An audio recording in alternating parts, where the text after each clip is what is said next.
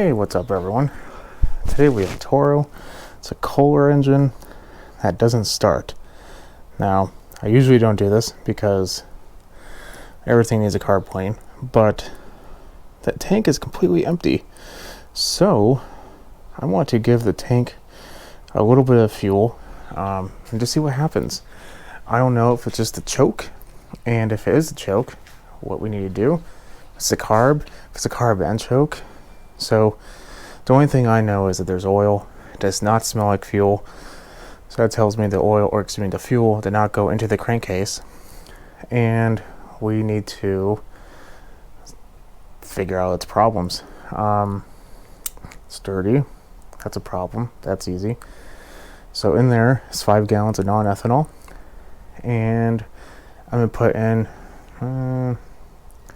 maybe like a quarter of a quart, half a quart, just so there's enough to kind of flow into the carb. And we'll give it a pull, see what happens. If not, we'll take the cover off and we'll go from there.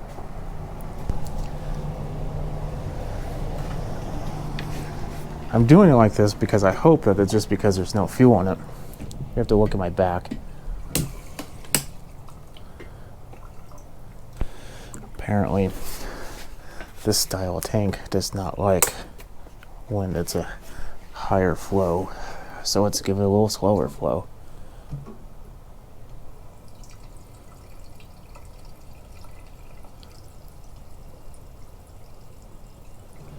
Okay, it's about a little under a quarter of a tank. Yeah.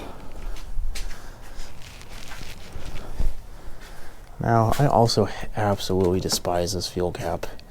It's the most horrendous system ever. If you get lucky like I did, just realize you're lucky. Usually they don't like to go on the first try. We're going to let it sit for a bit. I don't feel any fuel. If you touch the bottom bolt on the bowl, this one is not the jet, but just like the bowl nut. If you see or feel anything, you have a leak. So far, so good. Now this does have the auto choke system in there, which is not a very good system. So that's why I like to try it on this style before we do anything further. It's definitely compression.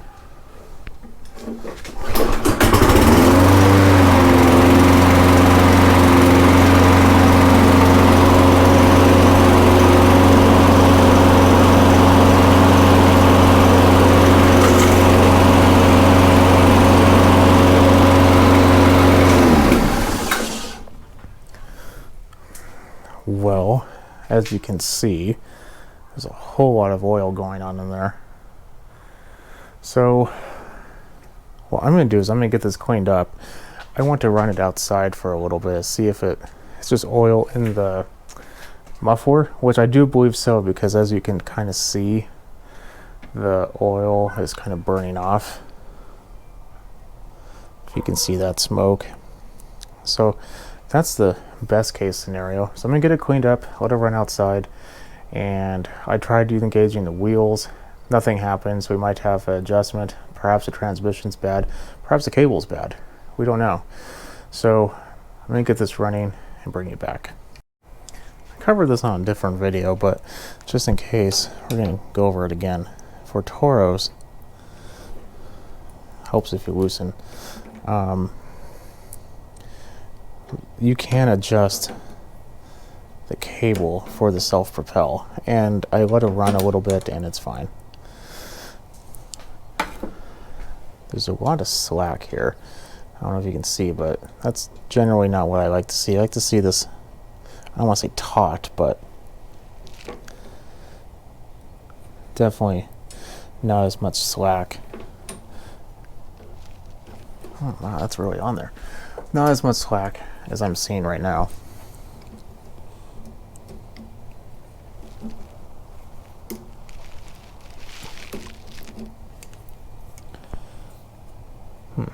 So I'm going to spend a little time trying to figure out why this is being a giant pain and get this readjusted.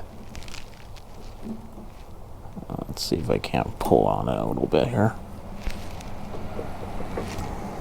No. And I have plenty of cable. Maybe I just need to take like a screwdriver, kind of pry this open a little bit more. There we go. So now there's a whole lot less slack, but there's some. So that's what I wanted to see. I only had to move it maybe like a ½ inch, if that. Now, when I first did this, I saw the wheels attempt to move, and the wheels aren't frozen in the front. So if this doesn't work, we either have a belt issue, we either have a transmission issue, or like the gears could be, or the gears or the plastic part of the wheel could be stripped out. It's a little odd that both of them are stripped out, but I suppose it could happen. One could have just gotten stripped and they didn't care and just kept going, and now they're both stripped. Who knows? But at least we know the engine's fine. And I let it run, like I said, for like 10 minutes.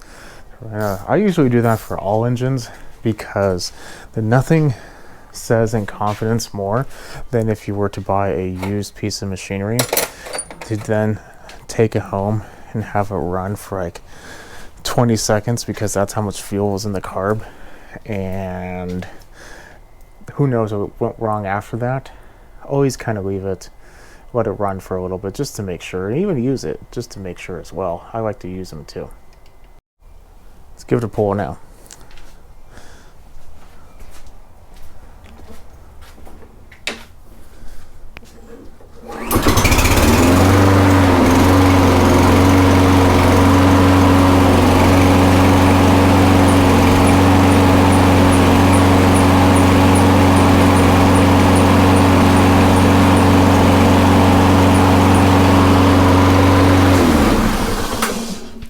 Nope, we have some other problem.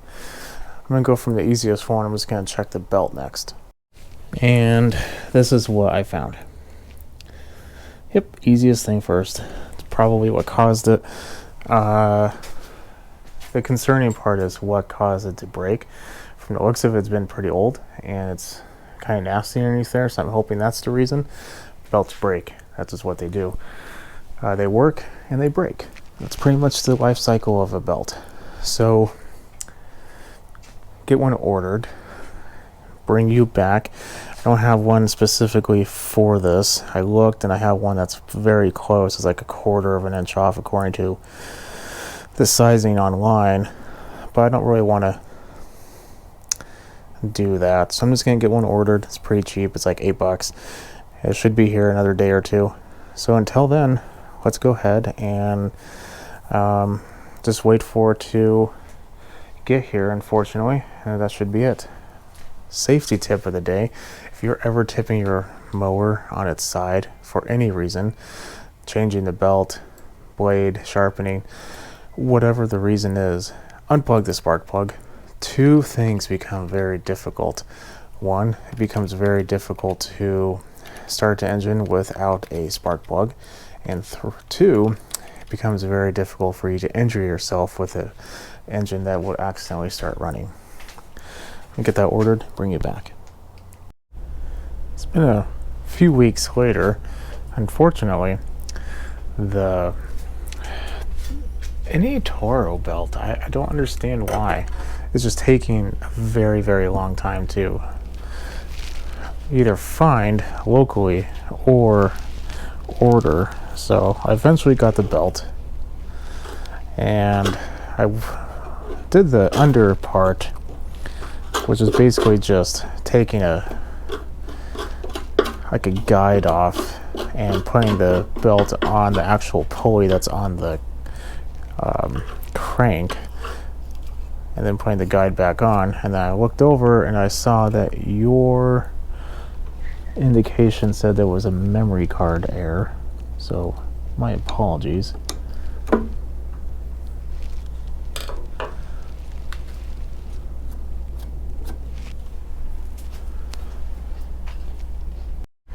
So if you really need a tutorial on that, it's really not that hard. Basically, you just take off the two bolts that mount the engine, also mounts the little clamp put the belt on, put them back.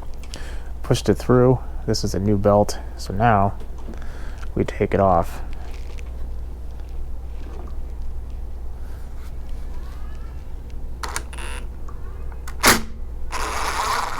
These are a square-headed bolt. Very odd. I'll run across a whole lot of those.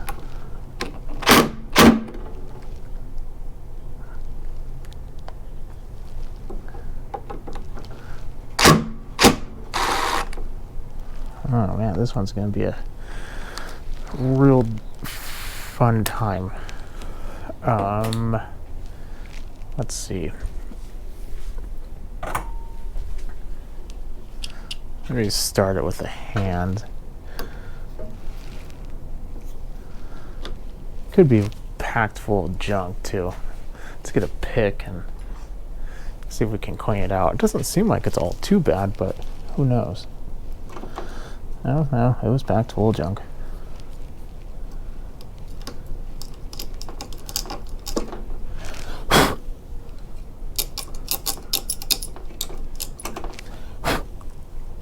Let's see.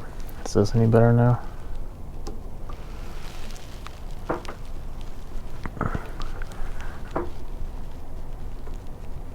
There we go, got it. The key is to press down very hard and slowly. Don't just go all hog wild on it. Is there another one on this side?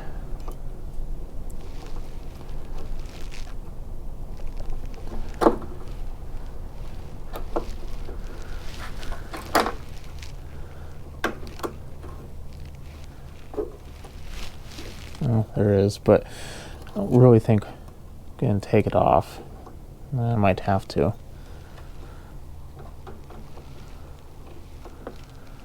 Which means I have to take this cable off as well. Thank you, Toro, for making this as difficult as possible.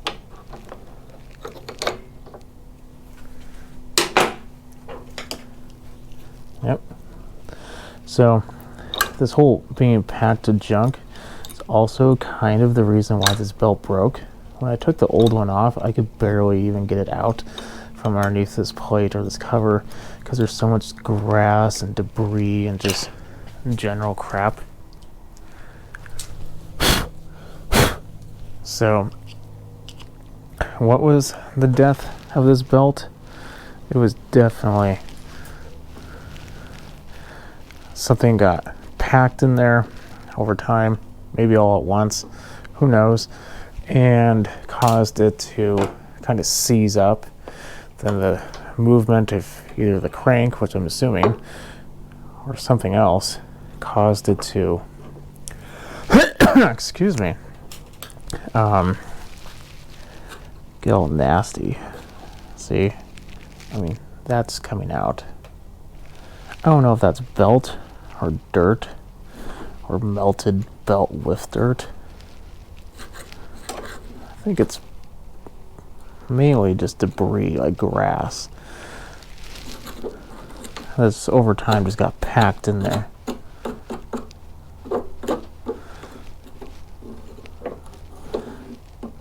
It's kind of hard because it's fibery, so you're like, oh, it could be belt, but then, you know, so is grass and other stuff you can potentially be running over.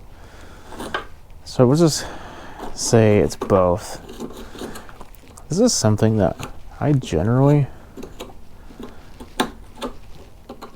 don't have to deal with in a rear wheel, because theirs is a little, for whatever reason, it doesn't get nearly as dirty.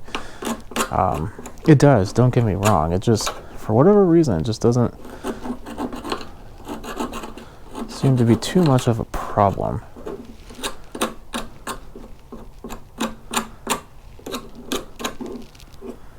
Okay, it's not perfect, but it's a whole lot better. Let us take a lot of this large stuff off here. so at least it looks semi-respectable.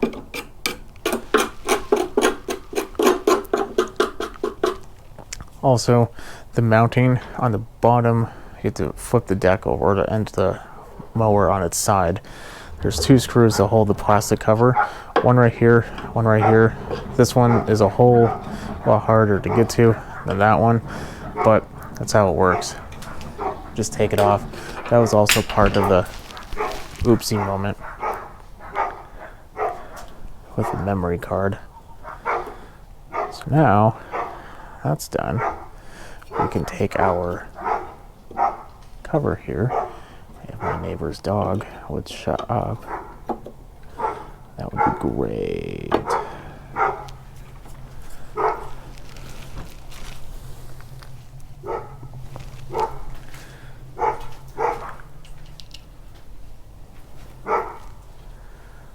Put these back on.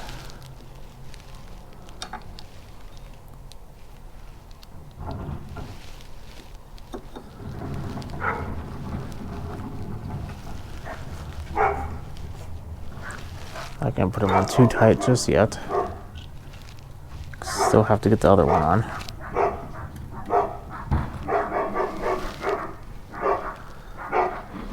Oh goody, the joys of little dogs and big dogs, and all sharing a neighborhood.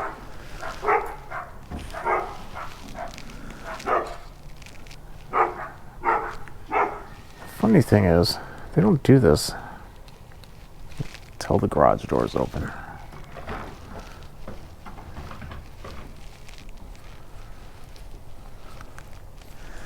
But isn't that how it always works?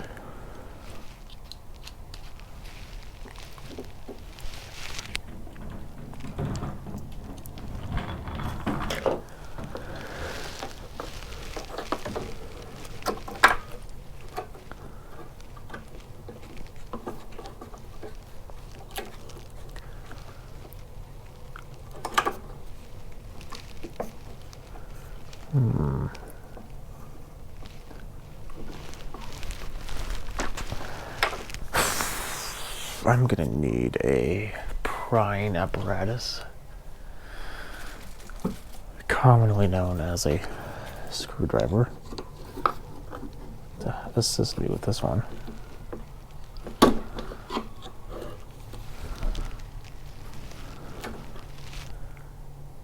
Actually, I'm gonna take off the other end from the bail. I'm gonna go ahead and do that. There we go. So much easier. Smarter, not harder. Put the bail back on.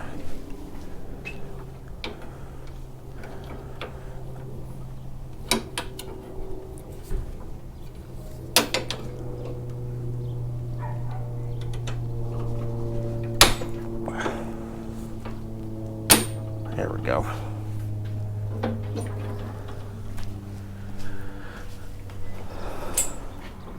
There we go. Has a little tension, but nothing much. Not enough to actually get it going. Then when you pull on it, it should get even tighter and the wheels move. So I'm going to put this cover back on and we'll give it a try. Okay, here we go. Have it all prepared. Let's see what happens. It should run. Actually, no, it won't run because the plug is disabled. Or unplugged, however you want to call it. There we go. That helps.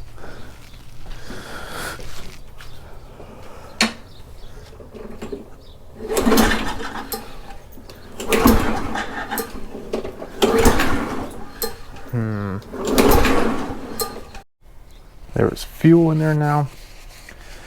It's been sitting there for about 30 seconds or so. Potentially, if you pull on it, it's no blockages. We should get something.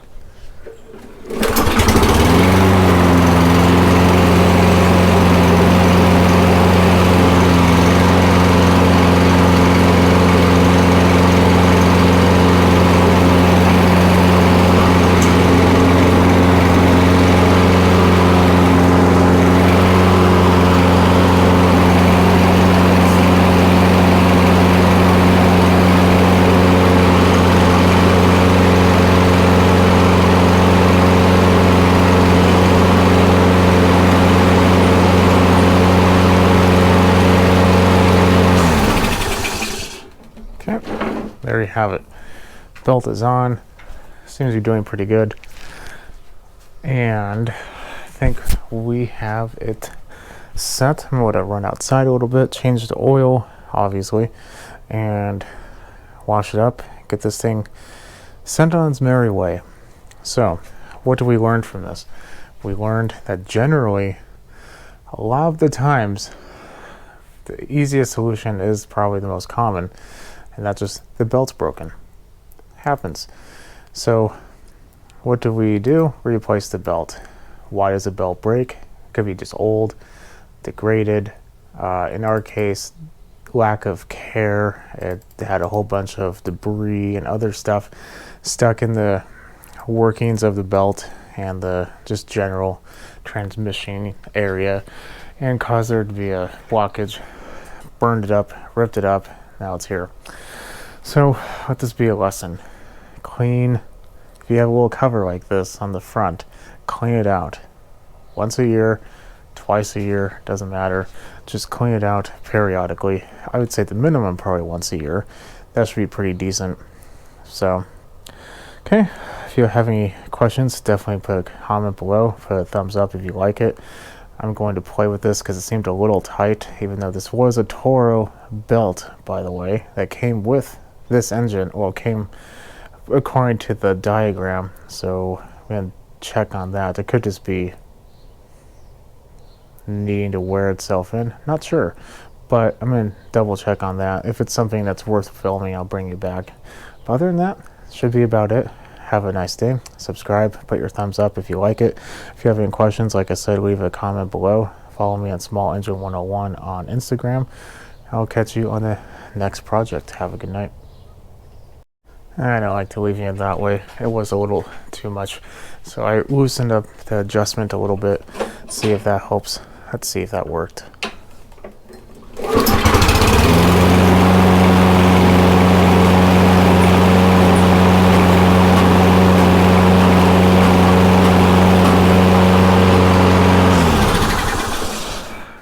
Yep, that seemed to do the trick. There on the handle, there's an adjustment on the handle for the cable. It was super tight. So I loosen it up so there's almost no tension when the bail's down. New filter, by the way. And when you pull on it, it starts putting tension on there. Before it was putting tension on it at all times. Not a lot. I mean, it wasn't enough to get it moving, of course. So hopefully that helped you out. Catch you in the next video. Have a good night.